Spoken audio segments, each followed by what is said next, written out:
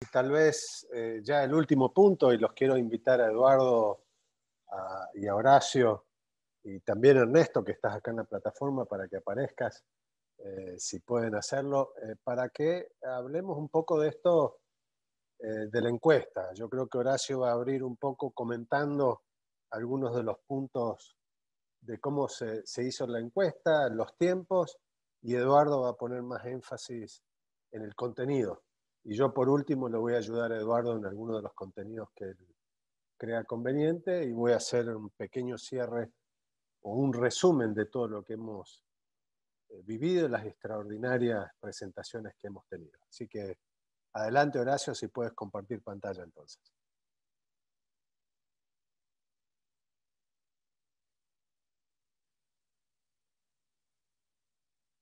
Estás en mute, Horacio. Estás con sonido apagado. Y si puedes...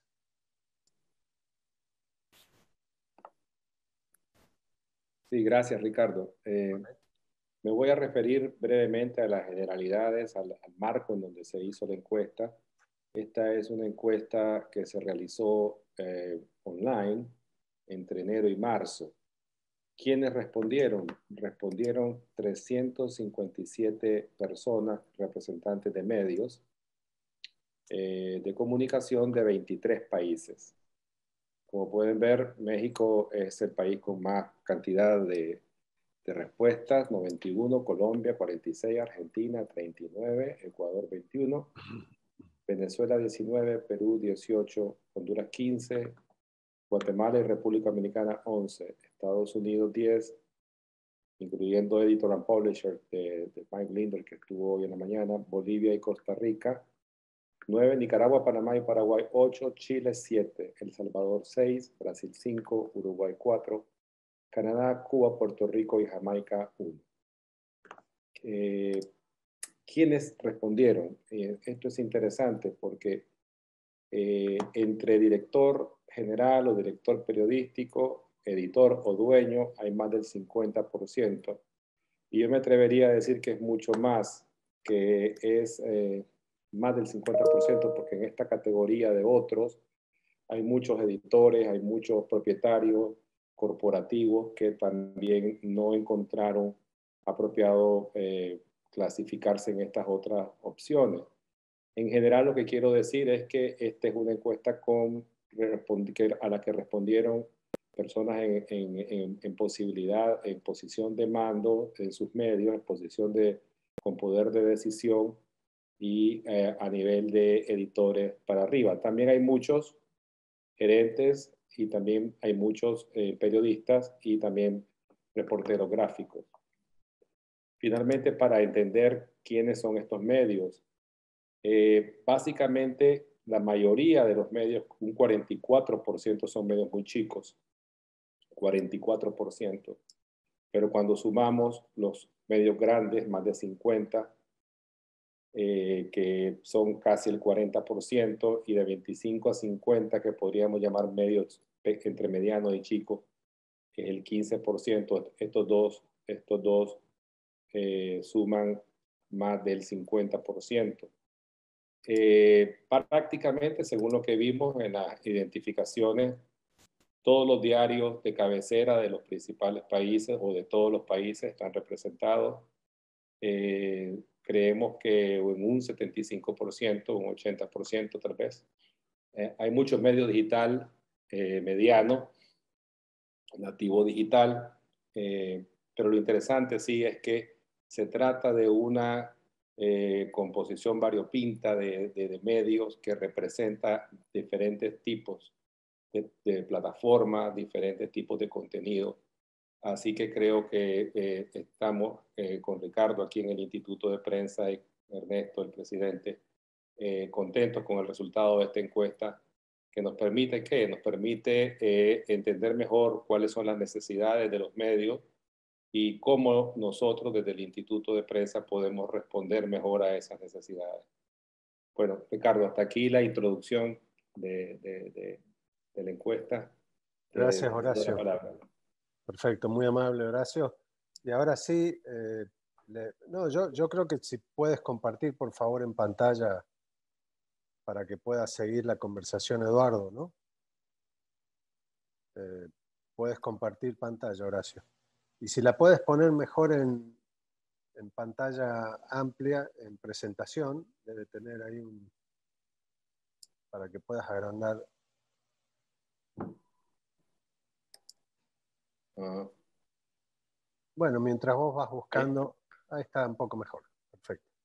Si vas adelante con la próxima,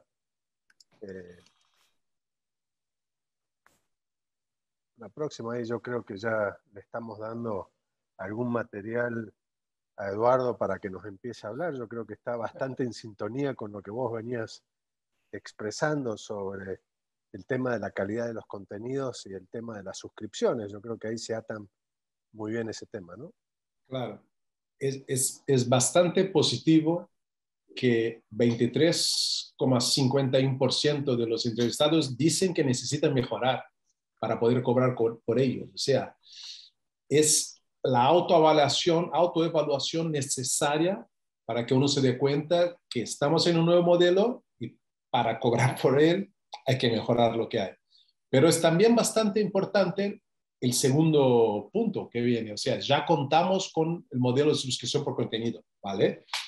Lo que sí es que hay que evaluar si este modelo de suscripción está hecho a medida para su propia audiencia, como había dicho hace 3 horas. Pero esto demuestra que la gente toda quiere utilizar un modelo de suscripción o de membresía o de audience revenue en su modelo de negocios. Y esto es muy positivo. Sí, lo que creo también que cabe resaltar es el cuarto punto, ¿no? Dice, nuestros contenidos tienen suficiente calidad para cobrar, pero el problema es de lo que te habían planteado antes, es decir, ¿cómo lo hacen? ¿Pueden hacer, cada medio puede hacer su propio sistema o hay que caer en las empresas que tienen un costo o caer en Google que lo hace en forma gratuita, pero dependemos de Google, etc.? Claro. Sí. Así que yo creo que ahí hay un problema, un gap que estamos tratando de resolver, sobre todo cuando hablamos con proveedores para que pueda haber servicios de tecnología un poco más barata, ¿no? Y tratar de ver cómo eso puede ser posible. No es fácil. Vos decías, Eduardo, justamente que Piano es una de las grandes empresas que ofrece un servicio de calidad impresionante, pero por ahí no está al alcance de los medios más chicos y medianos, ¿no? Así que bueno. Y si me permite, Ricardo, yo creo que también es la última opción que dice, no nos interesa seguir una estrategia de cobro por contenido 12.18, me parece un poco alto, ¿no les parece? Sí, esto creo que son medios nativos digitales hechos con muy pocos recursos y que pues muy pocos gastos igual. Entonces, si tienes la estrategia, la estructura slim, o sea, si tienes algo que no inviertes en pues producción de contenidos, por supuesto que no puedes cobrar. Entonces, creo que serían estas. Sí, me da esa sensación.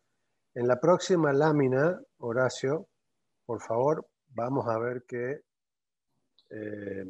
y creo que es esta, ¿verdad? Esta es. Sí, yo creo que hay una buena noticia acá, que es la utilización de la tecnología, más allá de que existen grandes compañías y muy buenas como Charbit, etcétera, que acá estamos adentrando con prácticamente un 40% de los medios que están utilizando las herramientas gratuitas, lo que estuvo hablando Antao y Emi en la presentación del martes, ¿no? Es decir, Google tiene muchas herramientas para publishers y sobre todo para medir audiencias y todo este tema de analíticas. Así que eso me pareció bastante positivo. Ricardo, perdón si te interrumpo. Lo único es que Analytics te da mucha cosa, de verdad es bastante buena, hay que saber cómo filtrar las cosas para que te dé la información, pero lo que veo en muchas compañías es que tienen esta información y no saben qué hacer con ella. O sea, hay reuniones de temas donde dice, bueno, a ver, ¿y cuáles son las 5 más vistas? Ah, las 5 más vistas son esta. Y luego, ¿qué hacen con esto? O sea, Analytics te da informaciones, pero hay que poner un poco de estrategia por detrás para saber qué información se quiere sacar de ahí. Sí, una de las No, críticas comunes que hemos escuchado siempre sobre los programas muy buenos que tiene Google. No podemos desaprovecharlos y desacreditarlos de ninguna forma, todo lo contrario, pero es que es todo muy automático.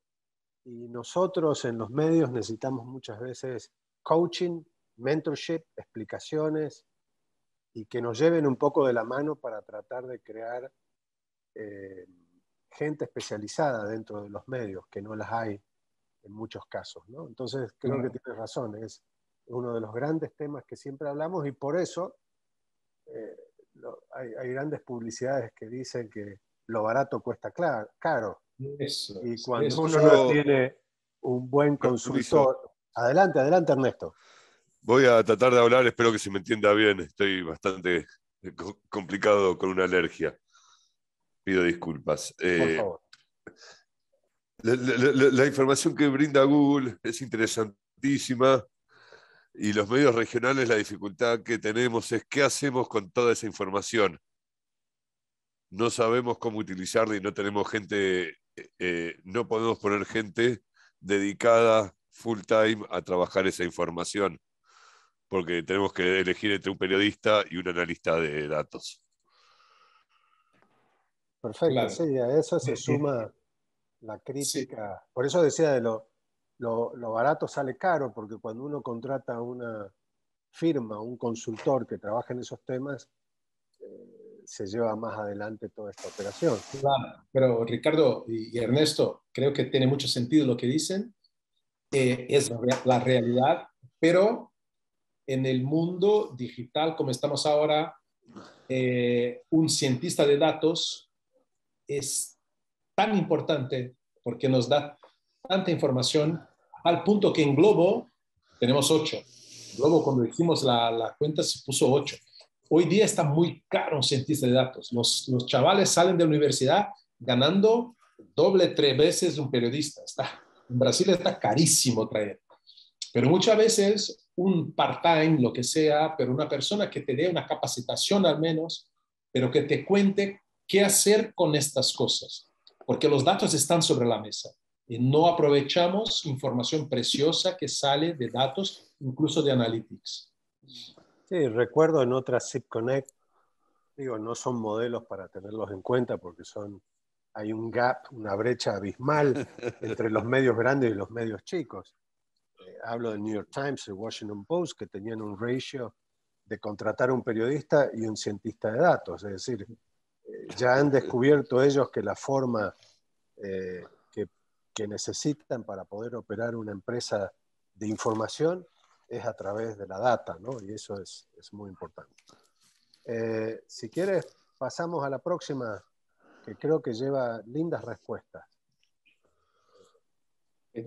Tiene que ver con las necesidades más urgentes, ¿verdad? Sí, a mí la que más me llamó la atención es justamente la primera, ¿no? Que tiene que ver con,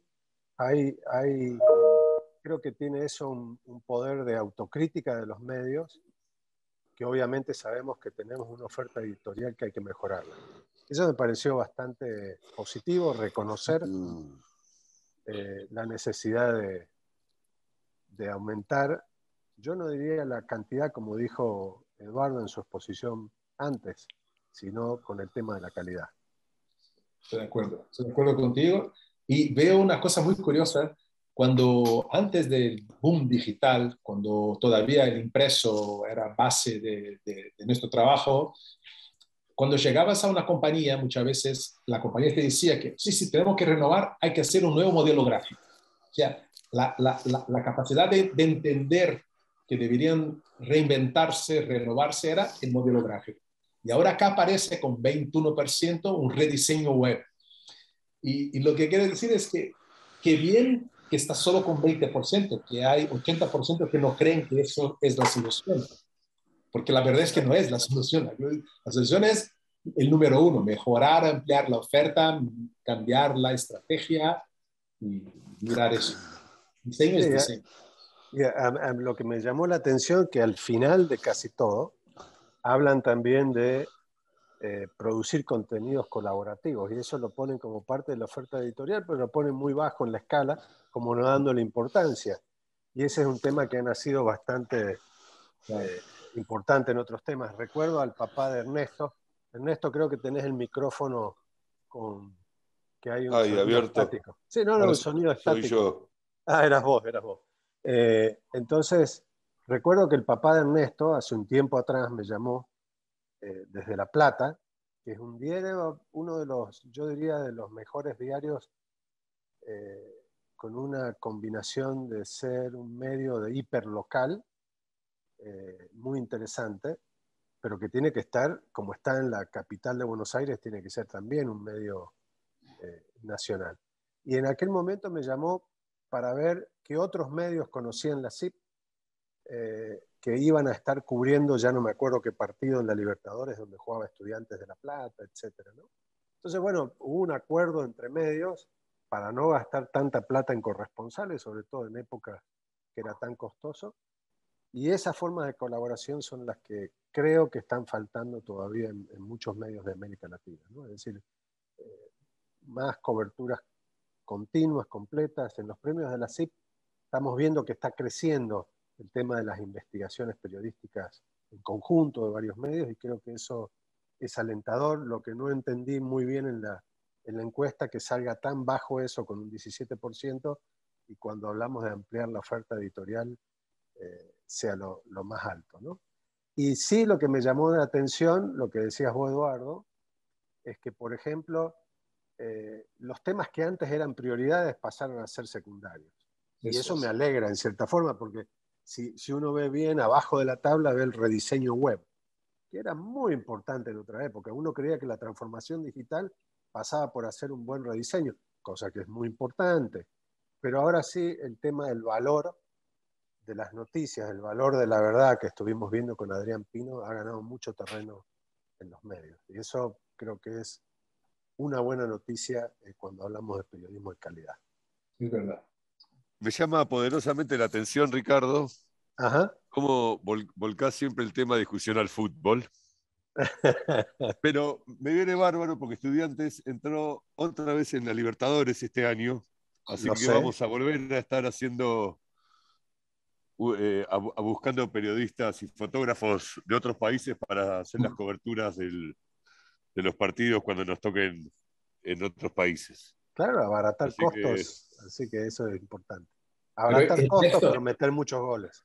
claro, Ernesto, esto es gana-gana. O sea, para el otro medio también no invertir en porque viajes. el otro partido se hace acá, entonces cuando Claro, por eso. no tienen que enviar el fotógrafo y no tienen, o no hace falta que lo envíen porque nosotros le hacemos la cobertura. Es una Eso, manera de ahorrar bastante plata. Seguro que sí. excelente. Vamos a la próxima. ¿Cómo va el estado de la circulación y la venta de versión impresa? Algo que vos tocaste en tu charla también, Sí. y que creo y considero que varios de los speakers, ya no recuerdo quién fue, que nos pidió, creo que la gente de Protect Media, no descuiden el impreso. Por toda esta vorágine que estamos llegando a tener en temas digitales, no hay que descuidar el impreso, que sigue siendo en muchos medios todavía la vaca que da de comer, ¿no? Y sí, también de lo que me llamó la atención, un poco por las respuestas que vos lograste detectar, Eduardo, que hay muchos de los medios que están participando o ya se han quedado sin versiones impresas, son solamente digitales, otros que son nativos digitales Sí. totalmente, y que son medios nativos muy importantes, como el caso nuestro, que siempre tenemos a alguien de Infobae, por ejemplo, hablando desde su punto de vista, ¿no? Así que bueno, la próxima...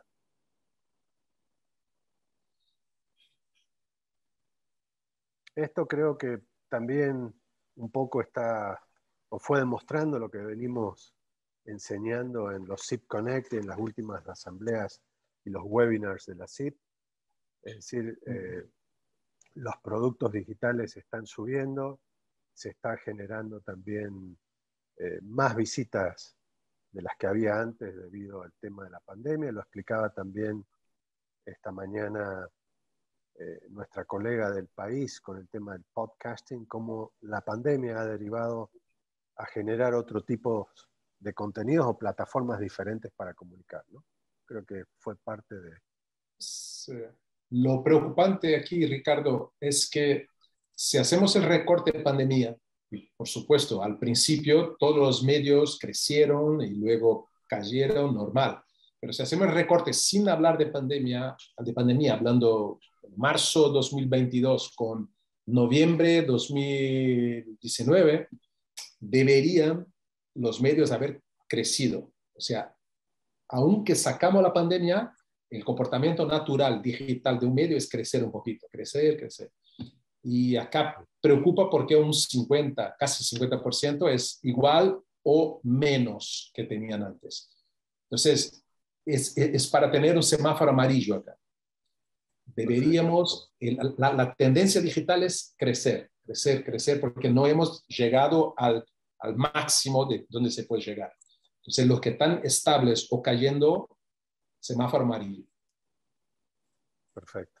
Si me permití, Eduardo y Ricardo y Ernesto, yo creo también eso que dice Eduardo, pero lo que está claro es que a unos les va muy bien y a otra mitad no le está yendo tan bien. Eso es para resumir lo que dicen los números. 54, casi 55% están mejor que antes de la pandemia. Quiere decir que hay un grupo que está haciendo bien las cosas o al menos está logrando salir adelante, mientras que otro grupo bastante grande, como dijo Eduardo, 44, 45%, se está quedando atrás. Nosotros, es un dato que analizamos y trabajamos mucho, nos dio la impresión de que la gente en la pandemia se sobreinformó y hasta se creó un hastío, un cansancio por las noticias. Entonces empezamos a pensar una manera de enfocar las noticias de otra manera, no ser siempre portavoz de malas noticias, resaltar las cosas buenas en nuestra comunidad y darle un enfoque diferente a todas las noticias para que tengan un producto nuevo la gente y pueda volver a identificarse con el diario después de un cansancio de leer 24 horas corridas todo el tiempo lo que estaba pasando en el mundo a causa de la pandemia. Perfecto. Adelante, Horacio. Yo acá creo detectar lo que nos pasa también a veces en las encuestas. No todas las encuestas, hay un margen de error bastante grande en las encuestas, o chico, pero termina siendo grande, un 5% a veces. Pero también para considerar, a ver, lo que hemos visto en respuestas anteriores, hay un problema de llegar de los medios a tener buenas audiencias o no reconocer audiencia. Pero acá vemos en la segunda que contamos con lectores leales. Entonces, ahí creo que hay una incompatibilidad. Y tenemos un buen equipo editorial, pero por otro lado necesitamos trabajar más en nuestra oferta editorial. Entonces creo que ahí hay ciertas incongruencias. Me gustó, por ejemplo, el hecho de que un 16.06% hable de que producimos bastantes publicaciones de nicho. Creo que esto está aumentando en la prensa y en los medios muy de a poco, pero creo que es una oportunidad para la venta. Y sí consideré malo que solamente un 7.61% diga que tenemos un excelente equipo de ventas. O sea que ahí creo que hay un problema grande también, no solamente de analíticas y de audiencias, pero también de ventas. Y Eduardo lo resaltó y lo viene resaltando desde hace tiempo. La publicidad no nos da de comer. La publicidad es cada vez más escasa, la absorben las plataformas cada vez más, el 80% en el 2020 se lo llevó Facebook y Google, y los medios han estado desamparados. Y tener sobre la base de esto una venta, un excelente equipo de suscripciones de publicidad, un 7%, me hace un poco que no estamos tratando de arreglar el problema. Y también el último punto, creo que es, lo estábamos viendo hoy con varios de los speakers, pero sobre todo lo vimos con Mike Blinder esta mañana. Una de las cosas mejores que hace The Atlanta el diario Journal Constitution de Atlanta, por el que ellos le han dado el premio como uno de los mejores diarios de Estados Unidos, es esa campaña que se llamaba Press On. No sé si se recuerdan esta mañana. Y creo, medios no estamos haciendo ese trabajo de promocionarnos a nosotros mismos como fuente de noticias, como verdad, bastante tímidos. Y creo que ese es un tema a mejorar, considerando que solamente menos de un 3% consideran que ese es un tema bueno, ¿no? Y me parece curioso que como fortaleza parece que hemos dejado de imprimir la versión de papel. Es una fortaleza eso. Buen punto, buen punto. Sí. Bueno, el otro día estaba hablando con el publisher, el director del diario un diario de El Salvador, que hay varios, pero uno de ellos, y bueno, las quejas del aumento del papel y el aumento de los costos de producción está obligando a pensar también a varios medios ahí por el camino del Christian Science Monitor y tantos otros diarios de Estados Unidos, de América Latina, que han optado por decir, bueno, publicamos nada más que los domingos en papel o ya no publicamos en papel. Es decir, ya ese tema y la pandemia ha llevado los costos de todos los niveles de producción a un tema problemático, porque imprimir un papel, como muchas veces lo hemos visto también, conlleva las grandes rotativas y bueno, bastantes gastos que se pueden suplir. Vamos al próximo, y yo creo que acá, Eduardo, lo que has dicho vos, los ingresos por publicidad han caído. Creo que tu presentación fue basada en el tema de apostar a las suscripciones como una forma de monetización. Claro, y que es ya el segundo punto. No sabemos cómo monetizar el contenido. Ya aparece ahí. O sea, tienen que saber monetizar por audiencias. Sí, yo creo que esto fue antes de escuchar tu charla, porque si lo hubiésemos puesto en tu charla antes. Sí. Pero la verdad que también yo diría que acá se resalta el tema 4, somos un medio local o regional con pocos recursos. Creo que por ahí pasa también lo que está sucediendo. Hoy hablábamos con Mike Blinder, y bueno, lamentablemente esta pandemia, y antes, la pandemia lo único que ha hecho es acelerar la crisis económica de los medios y se ha llevado un montón de medios puestos. Estamos hablando, y hablábamos contigo también, hay 29 millones de brasileños en este momento que no tienen medios locales. Hay unas 3/4 partes de Argentina que no tienen medios locales. Hay la mitad de los 3.000 condados de Estados Unidos no tienen medios locales. En Colombia sucede lo mismo. En Canadá es peor. Es decir, estamos viendo. Entonces, claro, hay muchos medios que han nacido, muchos medios nativos, personales, algunos, con 2 o 3 personas, o lo que fuera, pero y es bueno que exista todo esto, pero tampoco eso es sinónimo de calidad. Hay un grave problema de calidad periodística, hay unos graves problemas de sostenibilidad para estos medios de 2 o 3 personas que hacen un muy buen trabajo periodístico, pero tienen un montón de problemas de tecnología, de recursos, etcétera, etcétera, ¿no? Así que creo que estamos bastante mal en todo el mundo. Es verdad, pero para no dejar todo negativo, me recuerdo el caso del debate de Sinaloa, de Culiacán, de México, que el grupo El Debate supo abrir nuevas fuentes de ingresos al hacer apuestas muy fuertes en los verticales. Entonces, el Soy Carmín, de pareja, estas cosas, hoy les garantice una buena cantidad de dinero para pagar las cuentas. O sea, es un medio regional, pero la manera fue ser creativo y crear productos de nicho muy bien hechos, muy bien administrados, que han abierto nuevas fuentes de ingresos para ellos.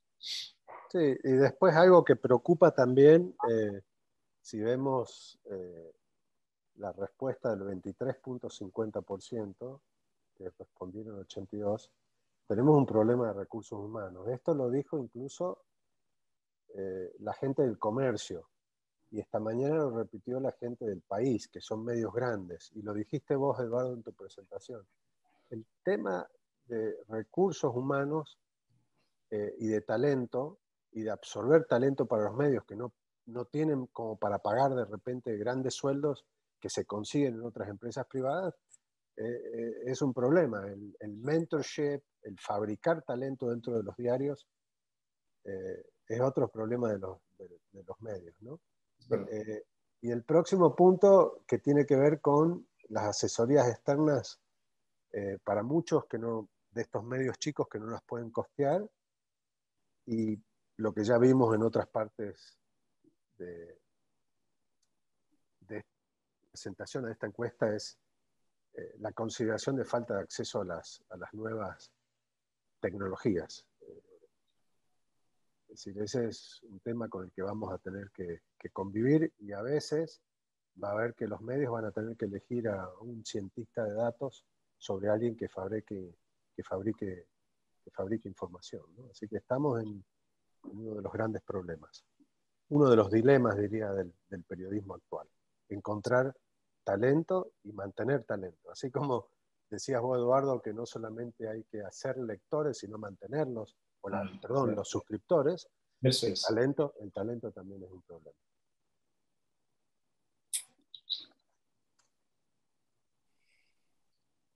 Oportunidades.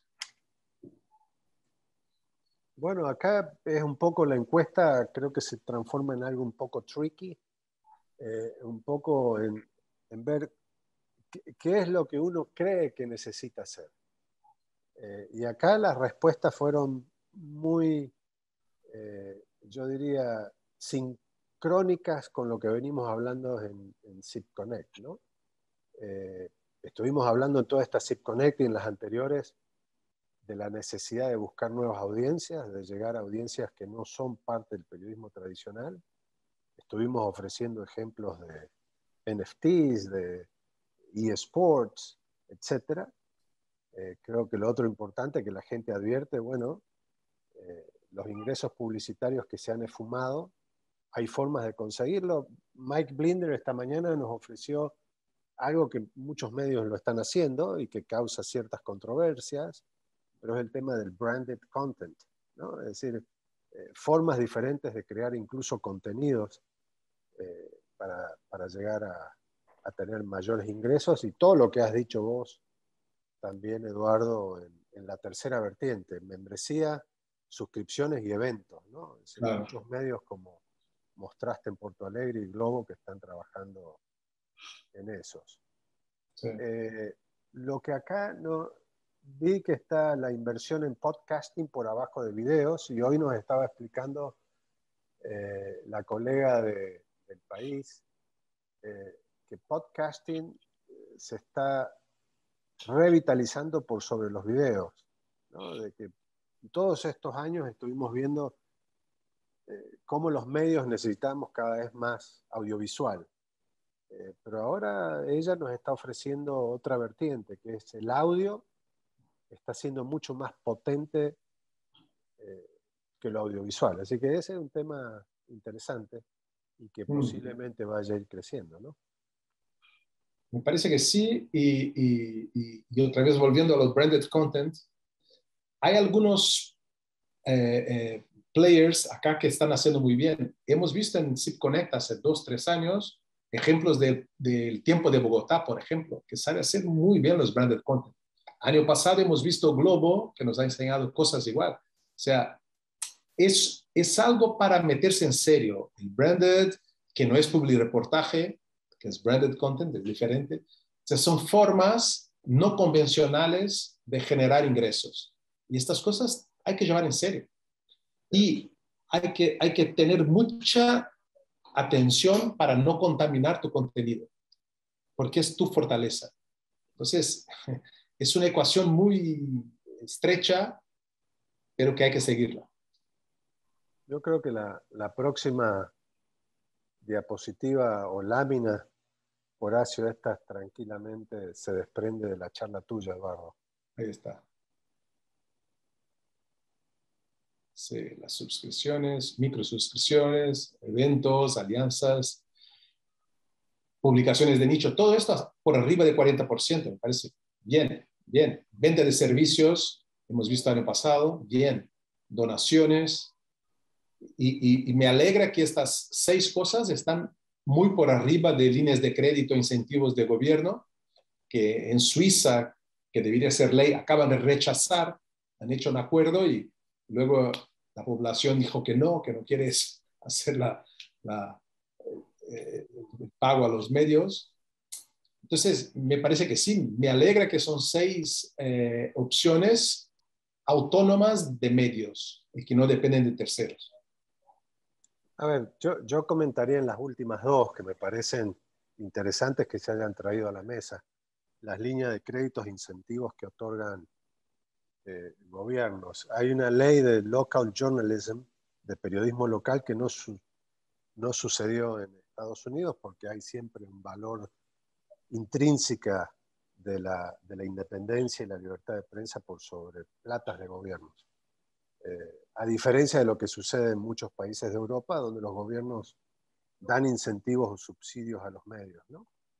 Pero lo interesante de esto es que, como se había planteado en un proyecto de ley en Colombia, lo que se trataba no era subsidios a los medios, sino dar una línea de crédito especial o algún préstamo, en el caso un regalo, una donación, especialmente para ayudar a los medios a transformarse digitalmente o a tratar de crecer en la vía digital. Y también lo que tenía esa ley que no funcionó o que no se aprobó es que le daba incentivos a los publicistas, perdón, a las empresas que publicitan, quitándoles, por ejemplo, el IVA, para que ese dinero que gasten en publicidad se lo pudieran, siempre y cuando lo hicieran en medios tradicionales o en medios de comunicación y no en las plataformas, pudiera servir. Entonces es todavía, porque se está discutiendo, un nuevo formato de incentivar a la empresa privada que ponga plata en publicidad y solamente se le incentivan que no tienen que pagar los impuestos, ¿no? Entonces creo que esas pueden ser, u otros impuestos que hay en varios países a sistemas costosos de producción, como puede ser el papel prensa o los impuestos a la importación de maquinaria para producción de medios, radios, electrónica, televisión, etc. Entonces, creo que ahí podría haber, especialmente en épocas de pandemia, donde todo el proceso de aceleración de crisis económica se dio, ¿no? Más allá, sí, dime. Perdón, lo que pasó en Brasil, que vale como ejemplo, hace unos 6, 7, 8 años, no me recuerdo, cuando empezó la primera crisis, 2013, 2014, el gobierno decide que la plantilla, el pago de sueldos, no tendría impuestos. Porque siempre se pagaba un sueldo y tal, y los impuestos sobre eso. Entonces se decide. Habían 6 categorías, una era periodismo, pero habían otras industrias que también estaban con problemas, pues sobre esas no se paga impuesto para los pagos a los empleados. Y con eso se ahorra un montón de dinero, como mínimo 25%, pero en general más. Y entonces, estas cosas sí son cosas que los gobiernos deben hacer. El problema es que como el gobierno cambia, totalmente. Llega un gobierno que dice, no, esta es una tontería, quiero este dinero y además lo quito la publicidad de todos los diarios porque son contra mí. Pues, exacto. Son locuras. Sí, acá en Estados Unidos, por 2 años consecutivos durante la pandemia, el gobierno daba a todas las empresas, incluidos los medios, $120,000 por año, siempre y cuando era para mantener el empleo. No podrías despedir gente de tu medio y con eso sí servía para pagar las cuotas salariales. Muchos medios no lo aceptaron, era voluntario, muchos medios no lo aceptaron porque no quieren involucrarse con dinero del gobierno por tema de independencia, pero fue una buena opción para medios más chicos, que esos $240.000 en 2 años le ha permitido sobrevivir. Y eso es lo que vamos a ver ahora, un problema de la próxima lámina, Horacio. Que justamente creo que esta es, para mí, una de las mayores preocupaciones. Sí. Y como organización, la posibilidad de que un 25% de la gente diga, es posible que vayamos a desaparecer, cuando estuvimos hablando del problema de los desiertos informativos, creo que acá hay un problema que está atado a la posibilidad de los incentivos de la lámina anterior, ¿no? Es muy duro eso. Este es duro.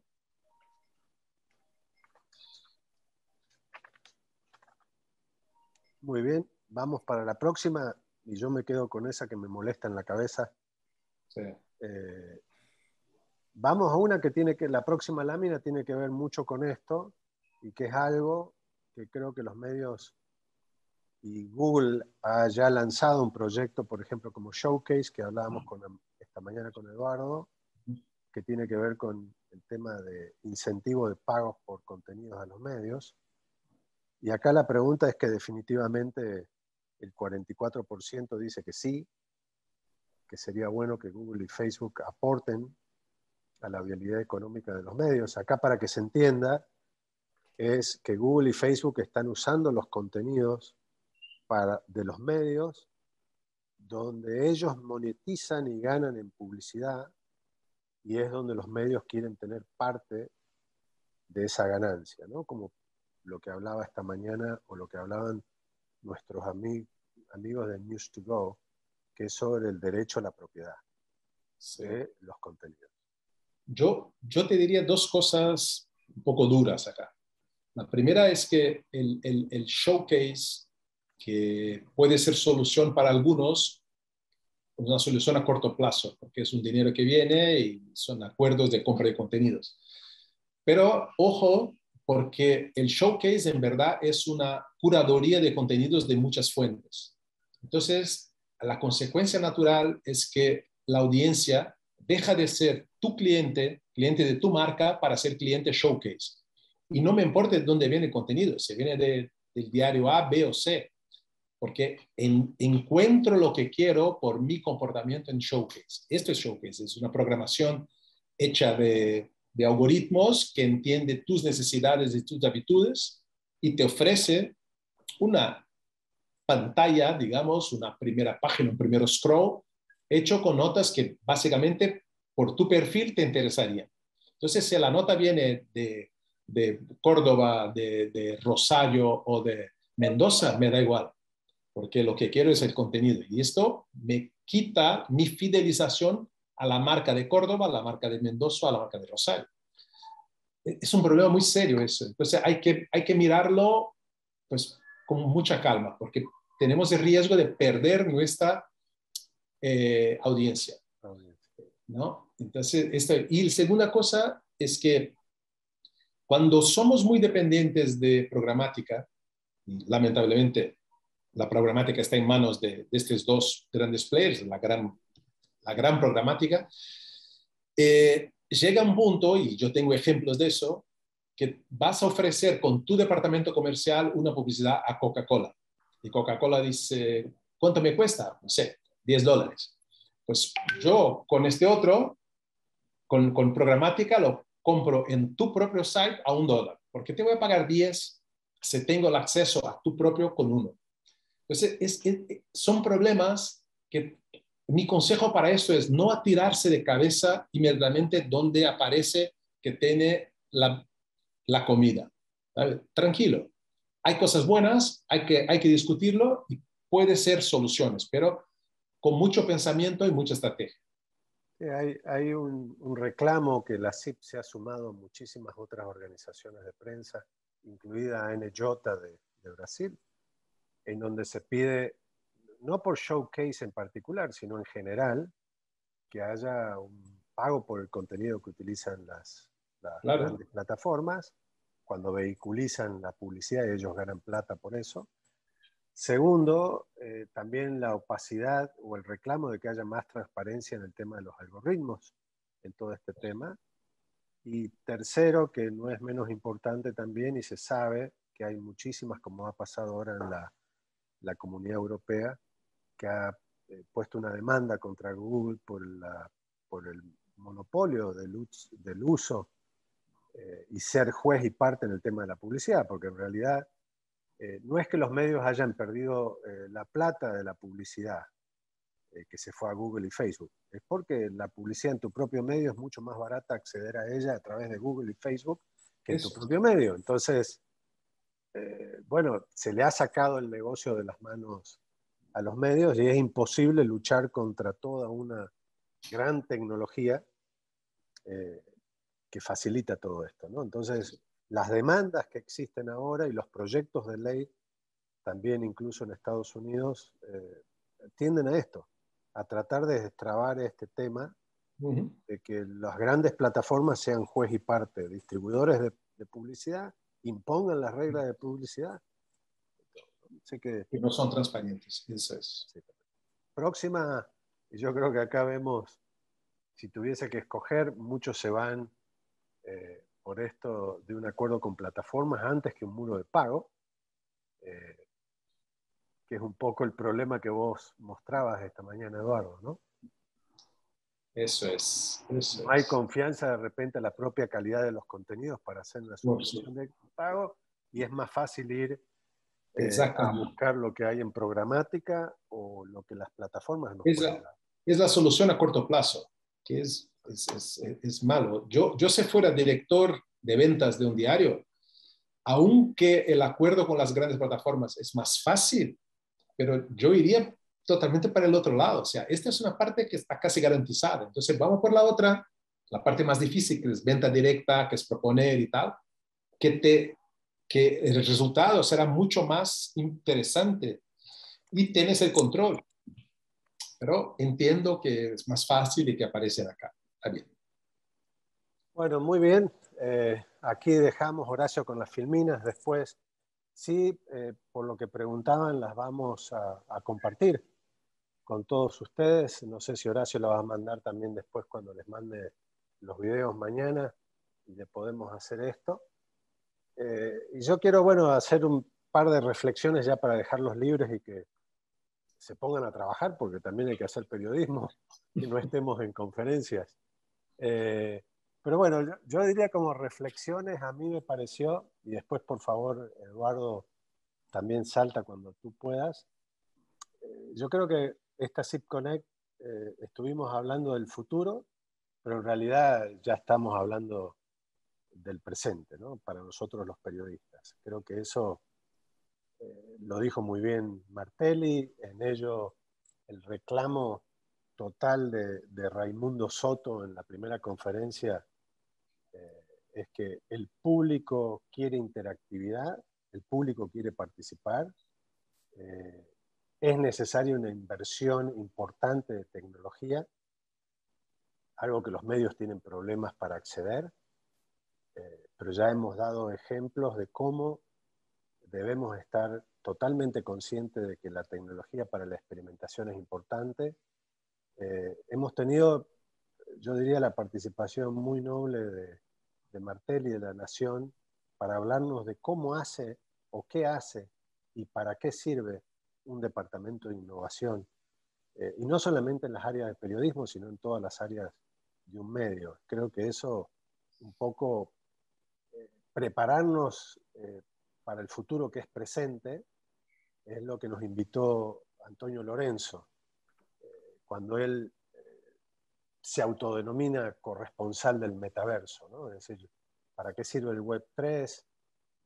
La realidad inmersiva, y creo que hay de Infobae también con el tema de los eSports, nos invitó a que tenemos que experimentar con otro tipo de contenidos y de plataformas.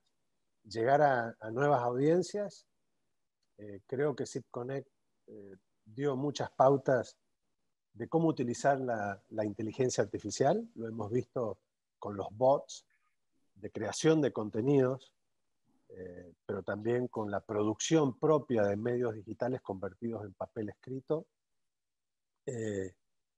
como lo vimos con la gente de Protect Media y de otros medios, y a estar atentos a todo lo que tiene que ver con el e-commerce y todo lo que uno puede desarrollar en nuevas plataformas. Tuvimos a Tuto Quiroga y Bob Shah de la nueva Now Know, o como se llame esa plataforma, como se pronuncie. Y también tuvimos a la gente de Google que nos ofreció lo que estábamos hablando con Amy y Antao, sobre todo lo gratuito de tecnología que se puede aplicar a temas de audiencias. Me gustó mucho también la presentación de hoy de podcasting, no solamente podcast, que es hacer podcast, pero sino la variedad que tiene la audiodificación, creo que lo dijo ella. Creo que es un tema para seguir pensando. Obviamente, en temas de audiencia, creo que, y por lo que vimos ahora en la encuesta, el tema de la calidad de los contenidos es importante para la misión o el core que tiene el propio medio. Decíamos antes que tiene que haber un equilibrio entre lo que la gente pide, lo que la gente quiera, pero también la obligación y responsabilidad de los periodistas para liderar la agenda pública en un país, para investigar. Y lo decía Mike Blinder muy bien, el core del periodismo va a seguir siendo siempre el tema de la investigación y del check al gobierno y a las empresas privadas también.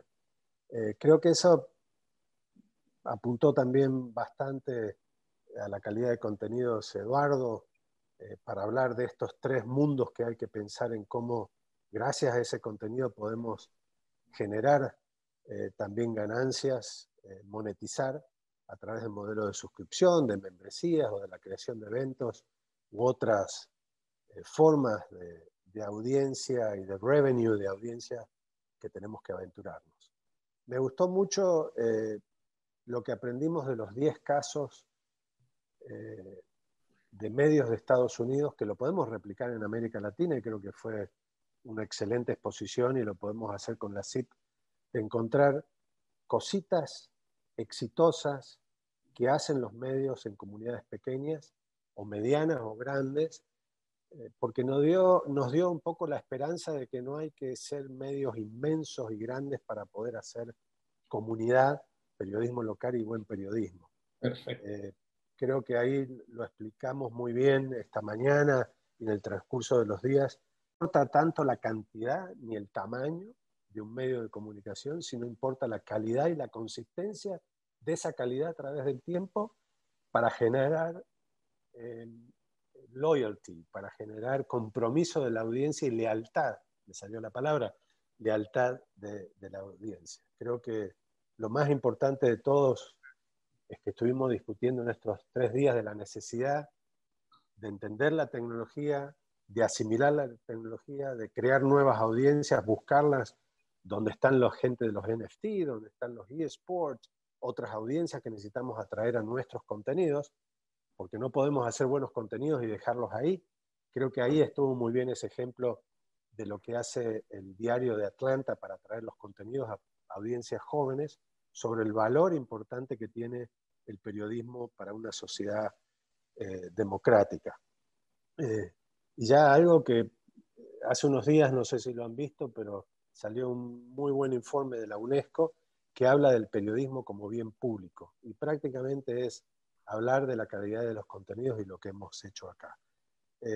Y por último, quiero cerrar que esta conferencia se la deberíamos, o se la podemos dedicar, y todas estas pláticas que hemos tenido, a nuestros compañeros caídos en Ucrania, de varias nacionalidades, pero muy especialmente también a los periodistas de América Latina que han caído en una guerra que no es tan dramática como la de Ucrania, pero es sistemática y persistente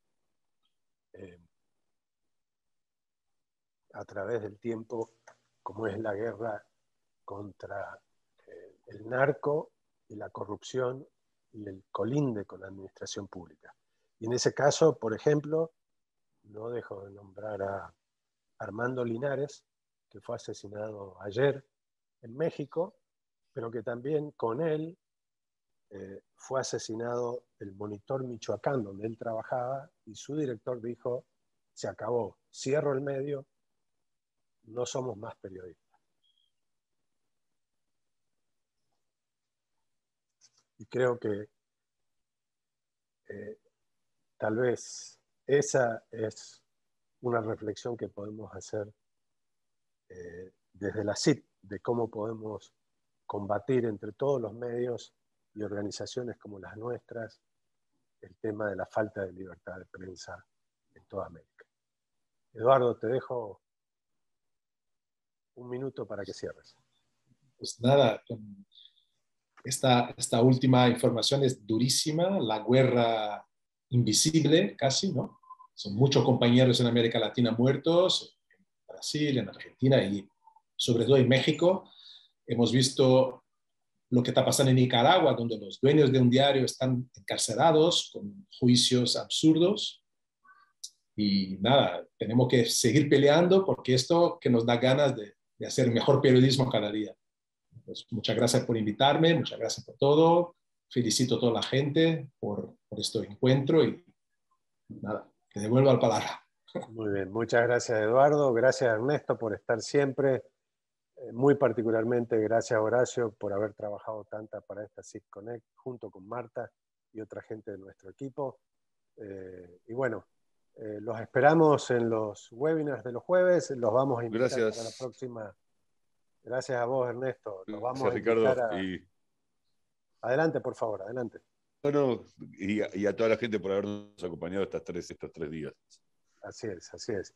Los vamos a invitar a todos ustedes a estar con nosotros en abril, el 19 al 21 de abril, vamos a tener nuestra conferencia de 3 días sobre sostenibilidad de medios y también sobre libertad de prensa. En julio vamos a repetir esta CIP Connect del 16 al 19 y en Madrid nos veremos, si Dios quiere y la pandemia nos permite, presencialmente en Madrid en octubre, a fines de octubre. Muchas gracias, un abrazo a todos y gracias por participar de tantos países. Un abrazo. Gracias, un abrazo.